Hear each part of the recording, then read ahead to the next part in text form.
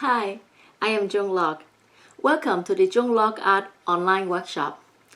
In today's workshop, we'll talk about a technique called crinkling for watercolor and Sumi-e artists. Crinkling is the technique of crinkling a piece of paper to create textures for marks that we developed into the subject matters or backgrounds. And in today's workshop, I will talk about both the method applied for watercolorists and also for Sumi-e artists. For the watercolorists, our demonstration for using this technique will have two demonstrations. The first one will crinkle the paper and develop it into a snow scene, and the crinkles are created for the forest in the background. And the second demonstration for watercolorists will also use the masa paper, but then instead of crinkling on just the front of the paper, we'll also add colors and marks and ink onto the back of the paper and create interesting markings. And in this particular demonstration, we are finishing it up as cherry blossoms for the Smithsonian in Washington, D.C. Okay, how about Sumi-e artists? For Sumi-e artists, this application is also very fun to do as well. This is a very easy way to create snow mountains.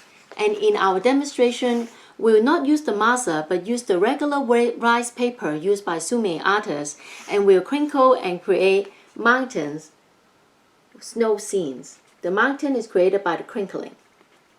And on top of that, we can also use it for foliage.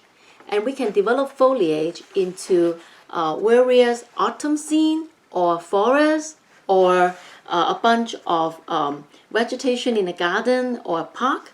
And in our demonstration, we'll make it into the foliage of fall by a lake.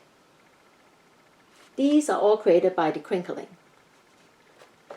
And on top of that, I have a very unique way of crinkling the paper, but adding not just ink, but opaque white onto the surface of rocks and creatures, adding mist and clouds, and develop into very unique Asian landscape.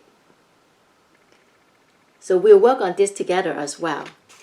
Besides these 5 different demonstrations, we are also going to have 2 demonstrations of how to use the crinkling technique, not for the main subject, but for the background.